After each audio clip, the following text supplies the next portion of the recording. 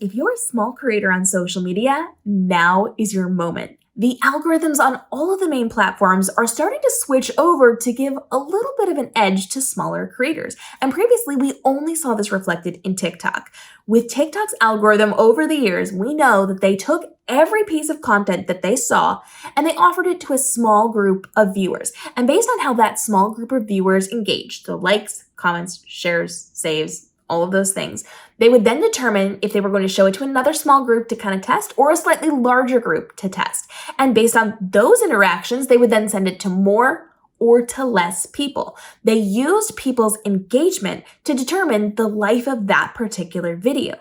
So based on how people were engaging, if they were engaging, it could get bigger and bigger and bigger and bigger.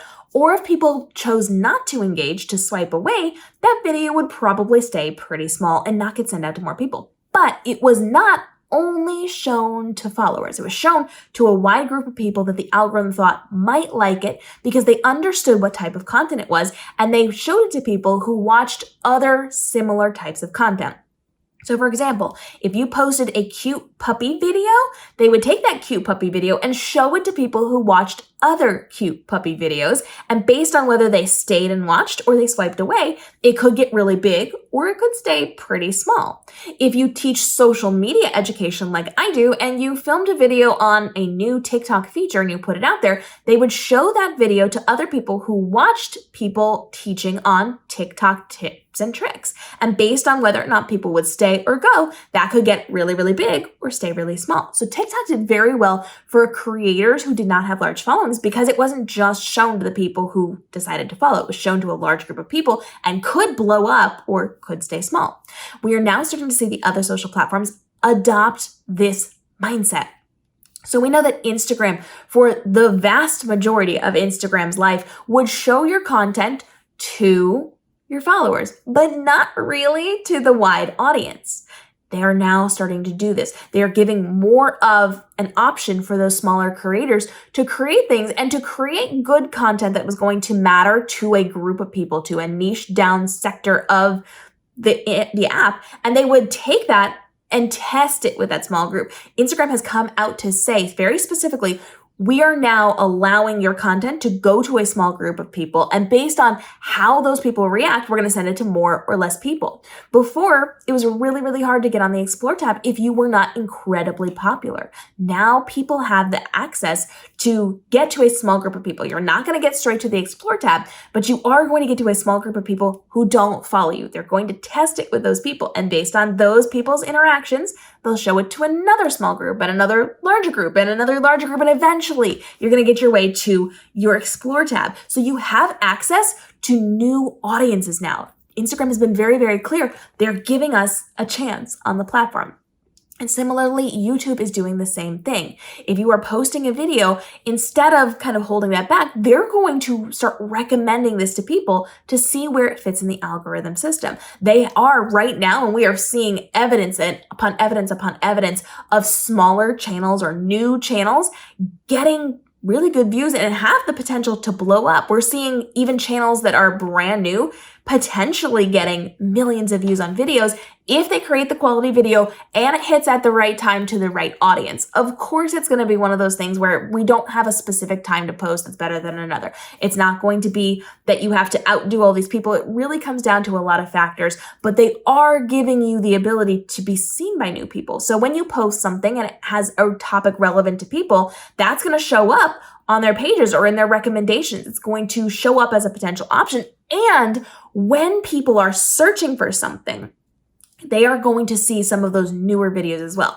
So while we do have those highly established videos that are going to be ranking in search on YouTube, we're also seeing a couple of those new things mixed in as a test, as a trial. So whether you're posting on TikTok or Instagram or you're posting on YouTube, if you are a smaller creator or a newer creator, you have more opportunity to be seen. So the more niche down and the more specific you can be in your video, especially at the very beginning of your video, and especially with your titles and with your captions, the better you're going to do, the more chance you have of being seen. So on YouTube, this means you have to have the best thumbnail. You have to have a really SEO friendly title, and you have to have something meaningful at the beginning of your caption.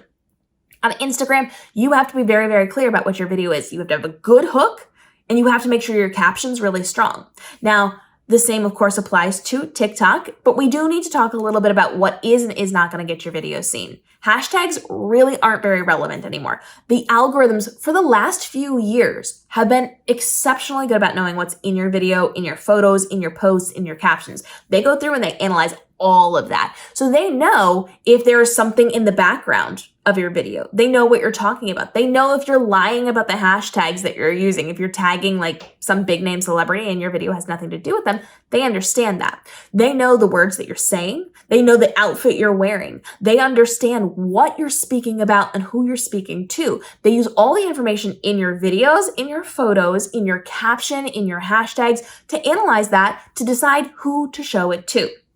But you do not need to be worried about hashtags. Hashtags are more or less irrelevant. It's just a little extra information that you can give the algorithm to kind of suggest it. It's you suggesting to the algorithm where to put you, but they don't really need your information because they know everything about your video. They understand exactly what it is and who it is meant for. And the algorithms are then going to be able to serve the appropriate people. So then it really comes down to you.